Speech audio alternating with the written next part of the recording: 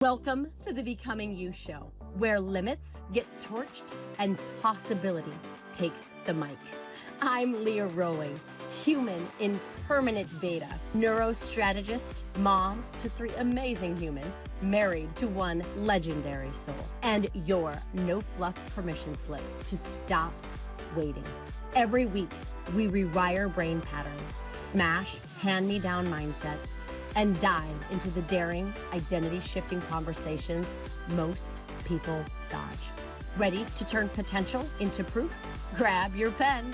Your next chapter starts now. Hello, my beautiful friends. How are we? Welcome to the show. I am your host, Leah Rowling, and I'm so glad you're here. Today, I want to kind of invite you into this conversation that sounds really simple, but will change everything once you see it. There's a fight that we keep having with our lives, with other people, and with ourselves. And we lose every single time. And that's the fight with reality. And so if you've been feeling exhausted or stuck or emotionally spun lately, there's a good chance that this is why. There is one fight that you will never, ever, ever win, and most of our suffering comes from insisting on having it anyway. And that's this fight that we're going to bring forward in this conversation with reality. What do I mean by reality? What I mean by reality is with what already happened, right? With what is. And I want you to consider that reality, it doesn't argue back. It doesn't negotiate. It doesn't explain itself. It doesn't justify its presence. It just keeps being exactly what it is. So when you argue with it, okay, when you try to justify it, defend it away, I want you to consider that you don't change reality in your fight against it. You just add pain on top of pain. And so I want to slow this down today, not philosophically, but very practically, because this shows up everywhere in our lives, right? I coach around it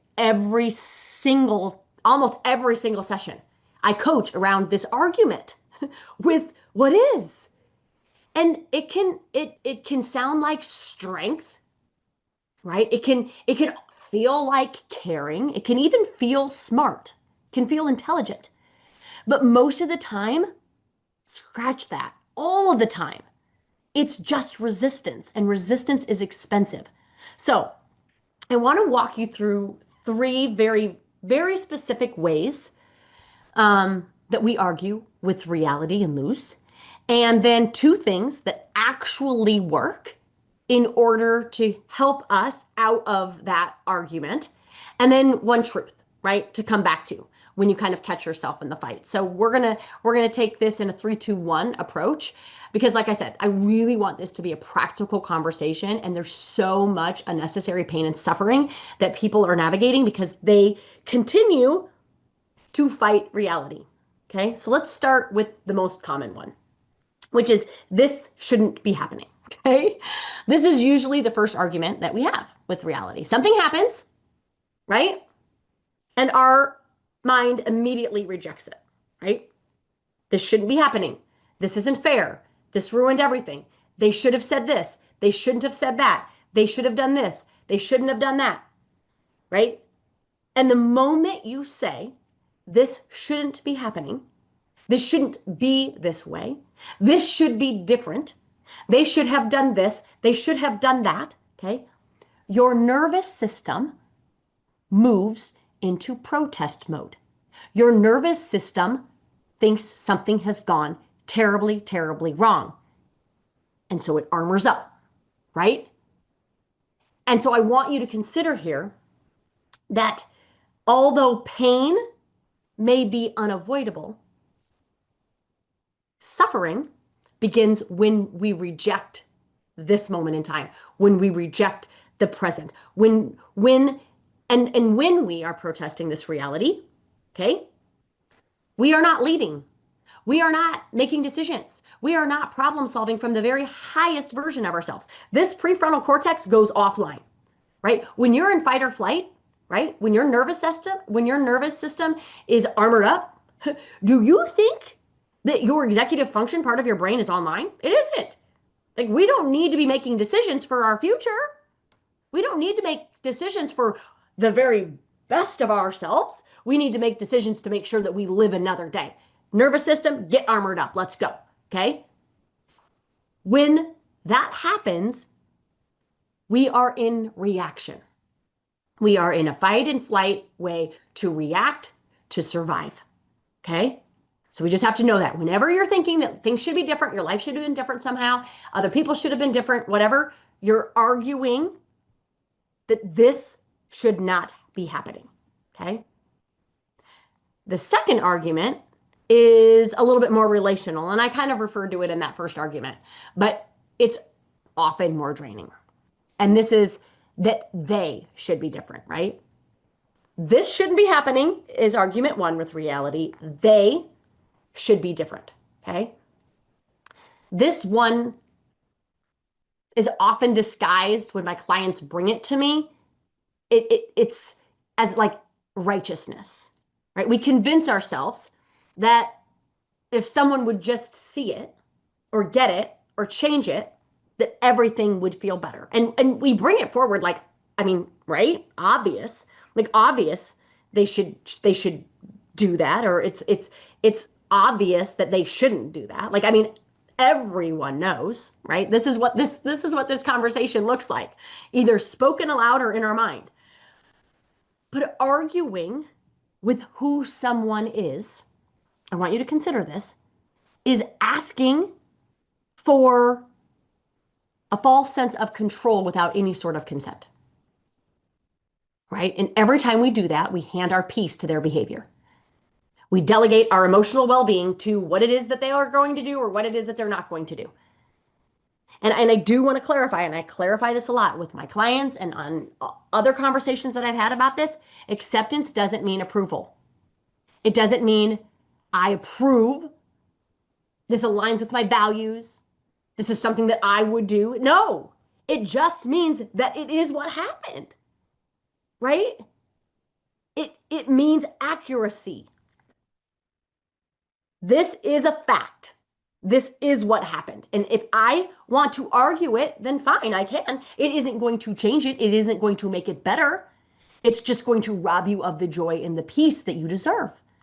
And what I love about accuracy is accuracy gives you options. We'll talk about that. Okay.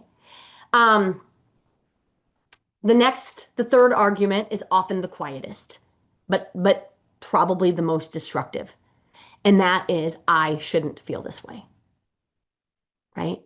So we have the first one, that this shouldn't be happening. An experience shouldn't be happening. Something outside of you shouldn't be happening. Right? Whether it's political or spiritual or religious, whatever, something outside, an experience shouldn't be happening. And then people outside of you should be different in the way that they're showing up, better somehow. Okay. And then this third one is that I shouldn't feel this way. And this is where that fight, that argument, that armoring up turns inward. And so we don't just argue with reality, right? We argue with our own humanity.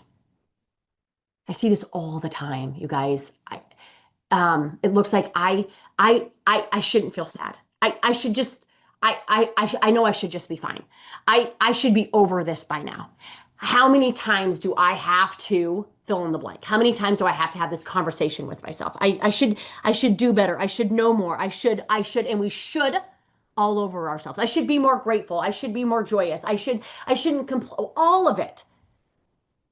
And I want you to understand that emotions aren't problems to solve, right? They're signals to allow, they're data points for us to consider. And I also want you to consider that when we argue with emotions, hey, friends, they don't leave. You can try to buffer them away.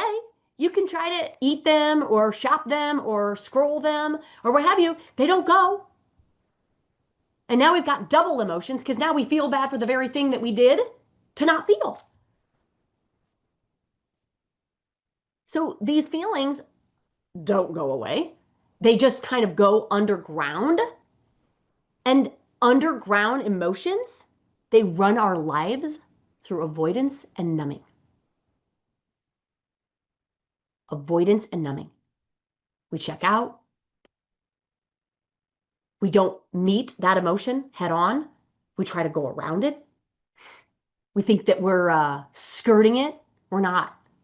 Emotions aren't anything to skirt either. There's something to feel and process and learn from. There's so much wisdom in emotions. I wish people could understand the power of them, but we don't.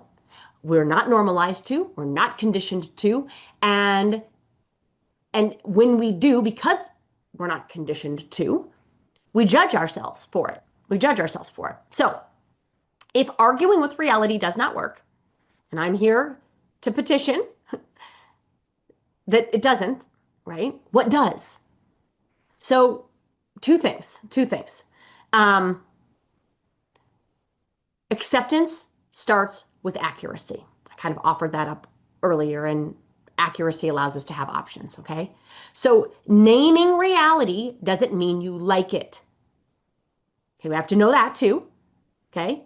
It means that you stop lying to yourself about it. So, this is happening, not this shouldn't be happening. Okay? This is what they did, not this is what they shouldn't have done. No, this is happening. They chose this.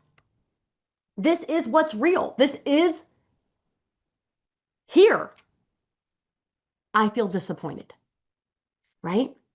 This is happening. They chose this. They said this.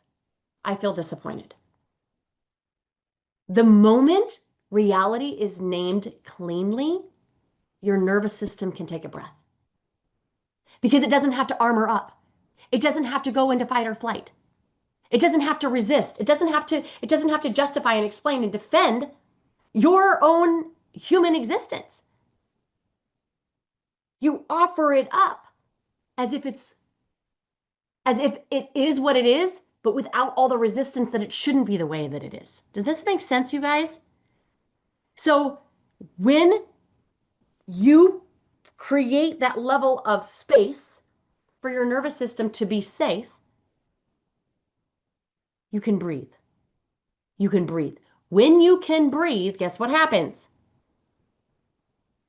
When you're not in a crisis, when you're not armored up, when you're not in fight or flight, trying to argue with reality, you get to use this beautiful prefrontal cortex part of your brain to make decisions, to problem solve, to get yourself in motion, to choose with this future loving part of your brain, right? If I feel disappointed and I don't have to buffer it up, I don't have to go to the pantry to eat my disappointment. I can just feel disappointed. There's nothing that I have to try to armor up for. It's like, oh, I'm just disappointed. What's the matter?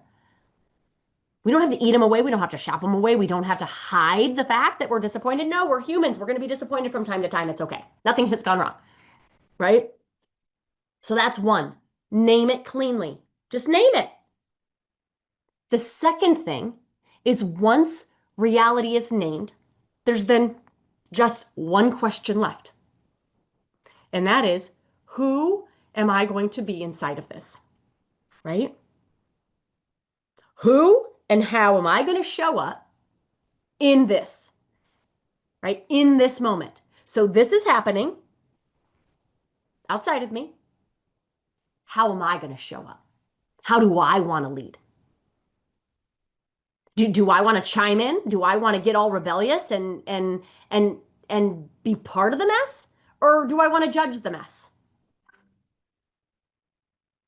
Or do I want to just sit and be the observer, but refuse internally to be a mess? Okay. They chose this. They did this. She did this. What do I want to do? Because what I see happen more times than not is the people that are bringing me frustrations about other people, how they show up, in armor is not much better. The very thing that they're judging the other person for is the very thing that they're showing up as. But thinking with your prefrontal cortex, making decisions for your future, who you want to show up as, it's a game changer, friends. I feel disappointed. Instead of rejecting that, right? It's how do I want to hold space for me? How do I want to hold space for me in this moment in time? Am I going to try to negate and discount and dismiss my own humanity by avoiding? Or am I just going to listen in and ask myself, what's up? What's the matter? What do you need? Because here's what I want you to consider. You don't control what happened. You don't. You don't control who people are. They have agency. They can do, say, and be whoever they want. And you don't control necessarily what you feel in that moment that you feel. But you do control who you choose to be next. You do control how you experience what happened. You do get to control how you experience this person, who they are. You do get to control how you want to show up based on how you feel. So acceptance isn't passivity. It's not just, oh, let them, like, I don't care. Like, no, it's not passivity. It's the end of this internal war that we're all armored up for so that our leadership can begin, so that we can choose anew with our future part of our brain that wants so much for us. And this is the truth that I want you to come back to, okay? This is that one anchor truth, right? So we had the three ways that I see this resisting, arguing reality show up. I offered up two solutions. And this is the truth. This is the truth that I want you to anchor to. Okay? Reality doesn't require your agreement. No one asked for it. No one cares. It requires your response. And the minute you stop fighting what already is, you get your energy back. Because you're not in defense mode. You're not all armored up. Fight or flight is exhausting. And energy is what allows you to choose. It allows you to have options instead of reactions. So here's something to take with you today. I want you to do a reality audit. You guys, I do this with my clients. I do this with my life. It is game changing. Don't miss this invitation. Don't miss this invitation to audit your life. Okay? So it's a reality audit. What am I arguing with? Okay? Where right now are you in resistance for what is? Maybe it's the political climate. Maybe it's the economic climate. Maybe it's with your kids, right? Thinking they should be different, be better, be more respectful, whatever it is. Where's your argument with your spouse? Where's your argument with your team? Okay? What are you arguing with? And then what are the facts cleanly? Not everybody would say so. No, that's not a fact. But what are the facts? Proven in a court of law. What are the facts? And then given this reality, given what is economically, politically, what is with our teams, what is with our kids, what is with our spouse, what is with ourselves, okay? Who do I want to be? How do I want to show up? Right? And that third question really is where the power is. That's really where the power is. And so to bring this home, to close this down, don't miss this exercise, you guys. It is game changing. You'll find a lot of thought errors when you do this audit. Okay? So acceptance is not the end of ambition. Acceptance does not mean indifference.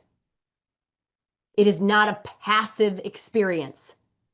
It's the beginning of effective action. It's the beginning of you choosing who you're going to be in this moment on purpose.